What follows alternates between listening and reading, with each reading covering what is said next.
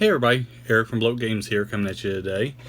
I'm going to be doing probably a series of videos on the Index Card RPG, the core book, as opposed to doing just like a one-off review and telling you my thoughts on it. I'll just, I'll bury the lead right here. I really like some of the ideas that's in this game. Some of the things that Hank and Inferno came up with, just amazing. If you don't know what I'm talking about, his channel used to be called Drunkens and Dragons, and now it's called Runehammer. Definitely, if you get a chance, look up Runehammer games. Check out ICRPG, and because it's very neat. It takes what the author of this game was doing was he was playing 5th edition Dungeons and Dragons with his friends. He kind of decided to house rule a lot of stuff, and his house rules kept making things more condensed, more simple, easy to run. And what happened was eventually he collected all of his ideas, put them together in this one nice volume. And there's some really great things that can be picked up here. If you play OSR games, if you play D&D, if you play Pathfinder, really if you play any role-playing game, there's something that you can probably take out here, Frankenstein it into your game, and improve the way that your game goes. So to start off, we're just going to kind of take it section by section. And tonight, what I really wanted to focus on was the key, the core mechanic. All right, the core mechanic in ICRPG, essentially, they have what's called attempts and effort. Okay, now with attempts, that's just going to be anytime you try to do anything. That's going to be if you try to hit somebody, like if you try to attack somebody. That's going to be if you try to open a treasure chest, if you try to open a door, you try to cast a spell. All that is going to be based in attempts and effort. Okay. So anytime you try that, it's just going to be you'll roll a d20 plus if you have a bonus to your attribute, which they got the standard attributes, but you don't roll them like normal. It's a point buy system. You got 6 at the beginning to split. That's kind of getting off base. So you roll a d20, add in any bonus that you have from your attributes. All right, and that will versus a target. And the target base is set by the room, so the target might be a 10, it might be a 12, it might be an 8, whatever the room target is. You either, if you hit it, you succeed. If you don't, then you don't succeed.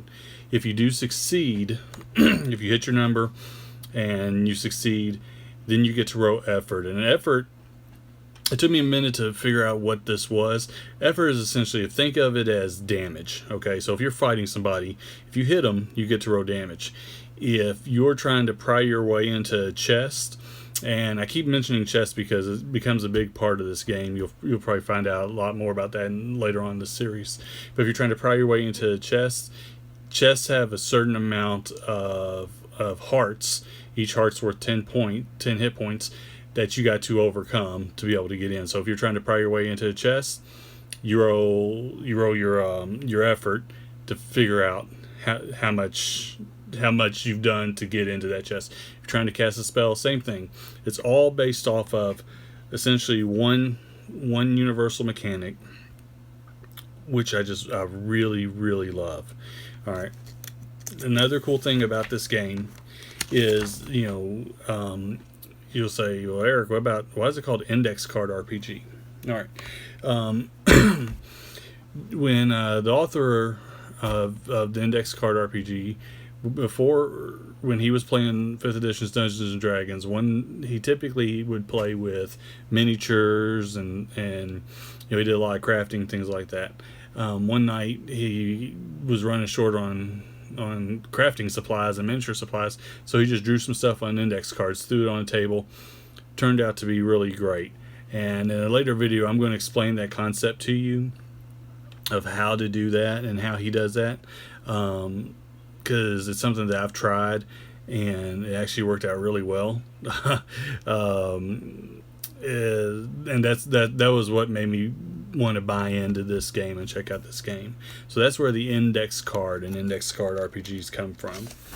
The last thing I'm going to cover, in here, is essentially going to be the target number. Okay, so like I said, the game sets a target, or the GM sets a target number for anything that you're going to do. Okay, if you go into a room, let's say you walk into a room and there's 3 goblins and an Umber Hulk.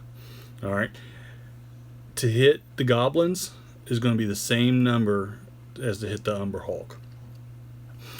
I know a lot of people are like, "What? That don't make any sense." It takes the game out of being a simulation approach and much more puts more back into perspective of the game. Okay, so, and it speeds up. It's done primarily to speed up combat, and it really makes for a quicker combat. There's nobody asking, "What's his armor class? What do I got to hit?" Going in, you lay a dice on the table that says, what the thing's going to be. So if it's going to be a target of 10 in the room, right?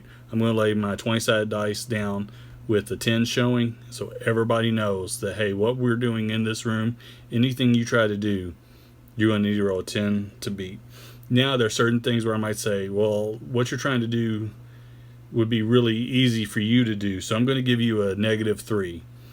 Or it might be something that you're trying to attempt. You might be trying to scale a greased wall that's full of algae and mold, and I would say, okay, you can do that, but that's going to be hard. That's a +3. So those -3 and +3 would be added on to that target. Okay, that's the only thing that you change, and it's always -3 for easy, +3 for hard. It makes it universal. Everybody knows it. After doing it 2 times, you know exactly what you're doing. Okay, so that is 2 of the core concepts. All right, is going to be the attempts and effort, and then the 1 room target with the hard and easy. All right, I'll be back. Like I said, this is the part 1. I'll try to knock these out every so often, and we'll just continue a deep dive into Index Card RPG by Runehammer Games. This has been Eric. Hope everybody's having a great day. Y'all take it easy. Bye.